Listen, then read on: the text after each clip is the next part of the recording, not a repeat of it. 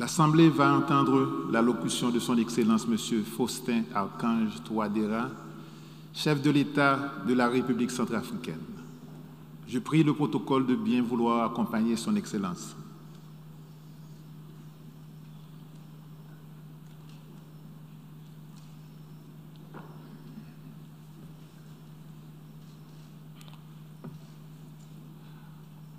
Au nom de l'Assemblée générale, j'ai l'honneur de souhaiter la bienvenue à l'Organisation des Nations Unies à son Excellence M. Faustin Archange Touadéra, chef de l'État de la République centrafricaine, et je l'invite à prendre la parole devant l'Assemblée.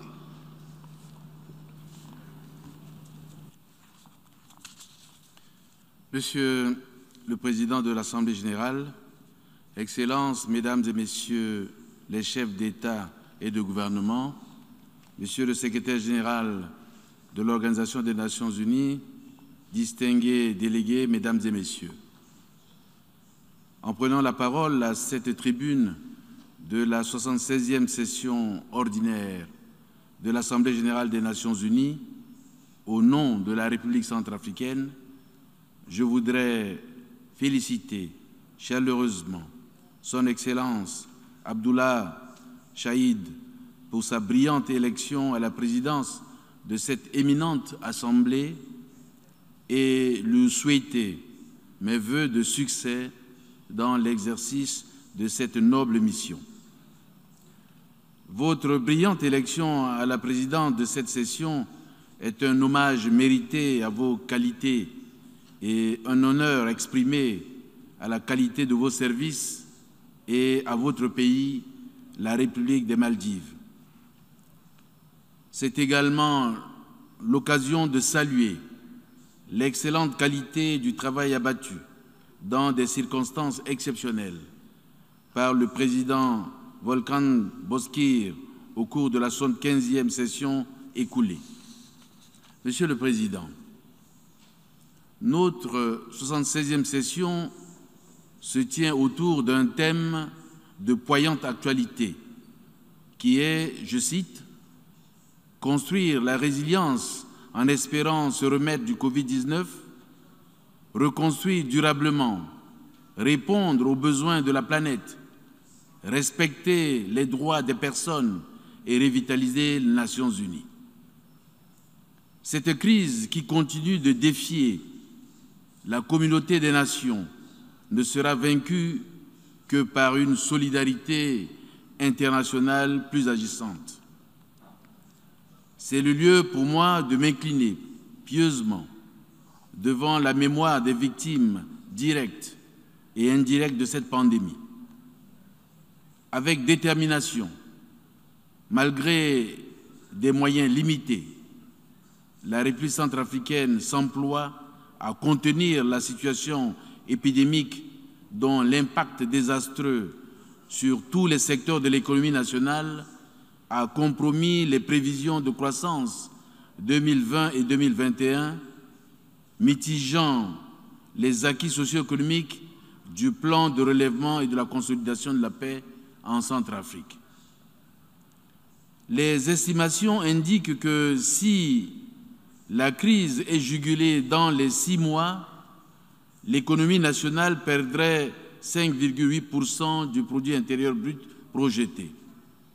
En revanche, si la crise perdure au-delà de 6 mois, cette perte serait de 8,9% du produit intérieur brut. Pour limiter les effets de la pandémie, mon gouvernement veille à la sauvegarde des capacités de financement du développement. À cet effet, il maintient le cap des réformes du système de gestion des finances publiques, dont la rigueur de la mise en œuvre va permettre la conclusion d'un deuxième programme 2020-2022 avec le Fonds monétaire international. Pour faire face au choc de la Covid-19, nous devons renforcer la résilience des populations, investir davantage dans le dispositif de veille sanitaire et poursuivre sans relâche la sensibilisation collective.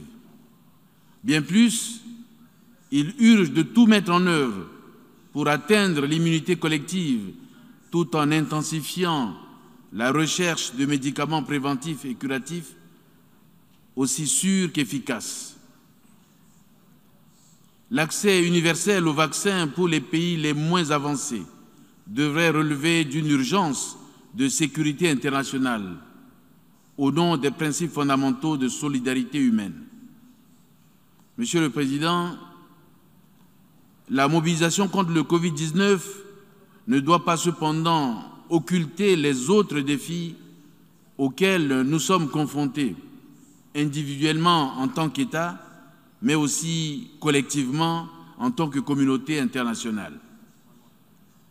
L'un des plus grands défis que nous devons affronter pour répondre aux besoins de la planète, collectivement et individuellement, c'est la préservation de notre cadre de vie sous menace de divers types d'émissions nocives, de polluants climatiques et atmosphériques.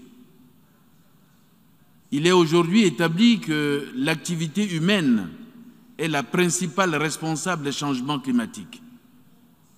Nous consommons plus que ce que la nature peut nous offrir au cours d'une année, en fonction de nos intérêts de plus en plus divergents.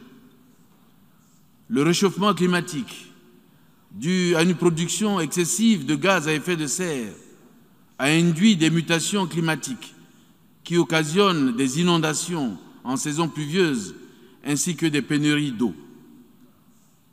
La surexploitation des ressources halieutiques, forestières, agricoles aggrave cette dégradation des écosystèmes.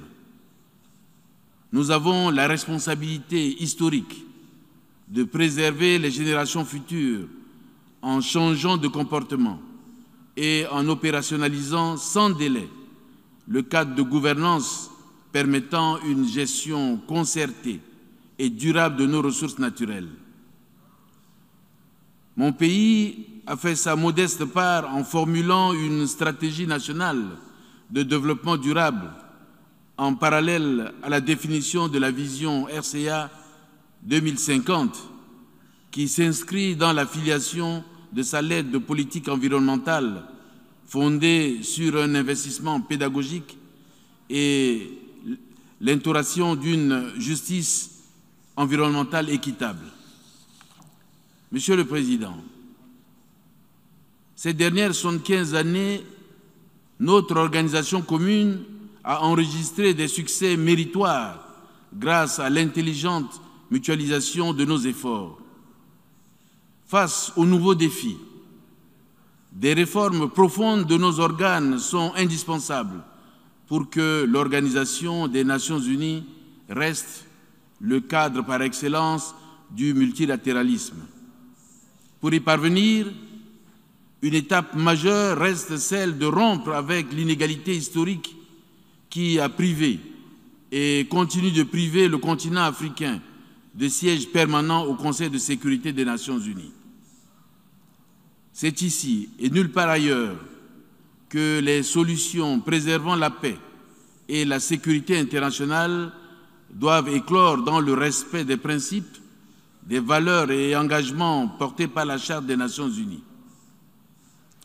Cette charte, dont l'âme est le respect des droits humains, trouve un fort écho dans mon pays qui, Monsieur le Président, l'a consacré dans le préambule de notre Constitution par le principe de Zokwezo, qui, en langue sango, est l'affirmation du caractère sacré de l'être humain.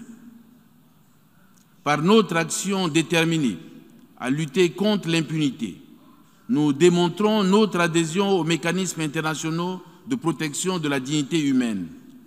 Et pour preuve, dès que nous avons eu connaissance du rapport de la Division des droits de l'homme de la MINUSCA, alléguant des cas d'exactions qu'auraient commises les forces armées centrafricaines et leurs alliés lors des contre-offensives et ratissages sur le territoire national contre les rebelles d'une prétendue coalition des patriotes pour le changement, nous avons décidé promptement d'y apporter toute la lumière par la création, le 4 mai 2021, d'une commission d'enquête nationale spéciale chargée de faire la lumière sur les présumés crimes graves, les violations des droits de l'homme et du droit international humanitaire, qui a déjà fait un premier retour à la MINUSCA à Bangui.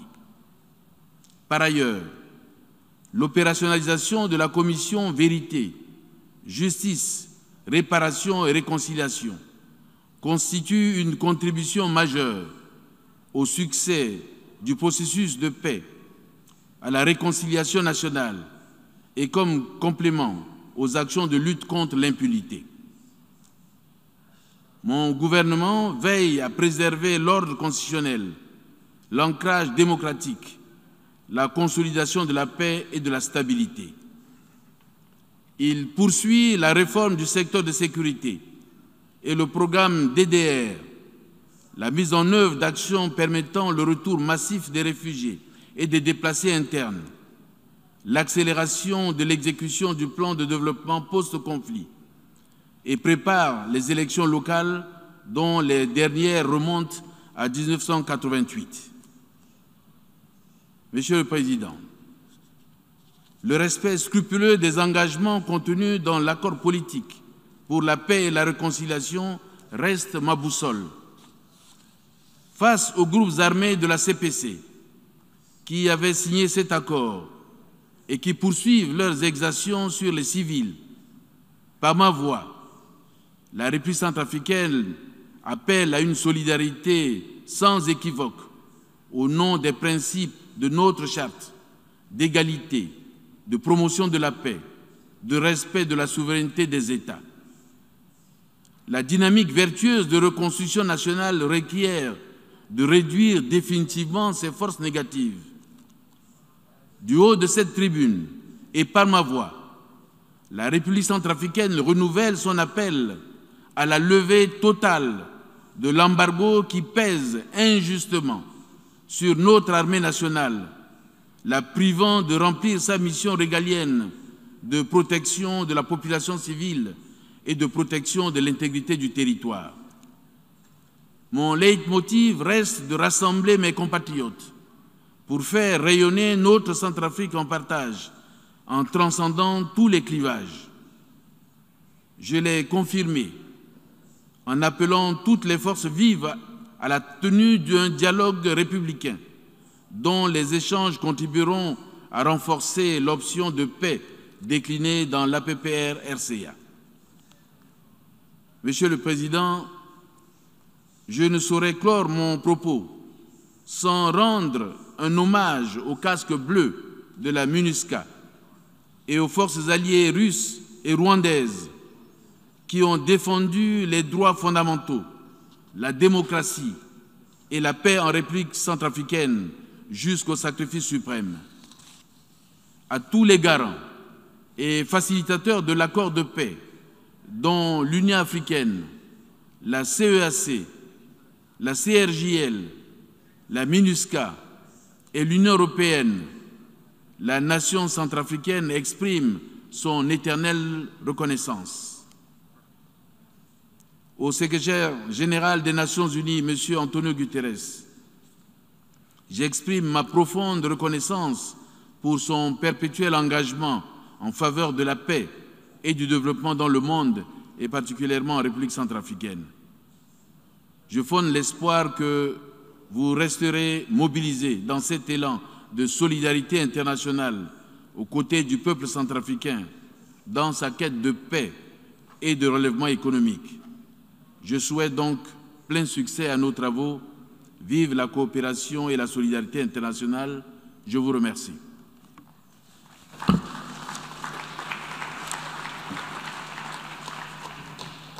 Au nom de l'Assemblée générale, je tiens à remercier le chef de l'État de la République centrafricaine de l'allocution qu'il vient de prononcer. Et je prie le protocole de bien vouloir accompagner son Excellence.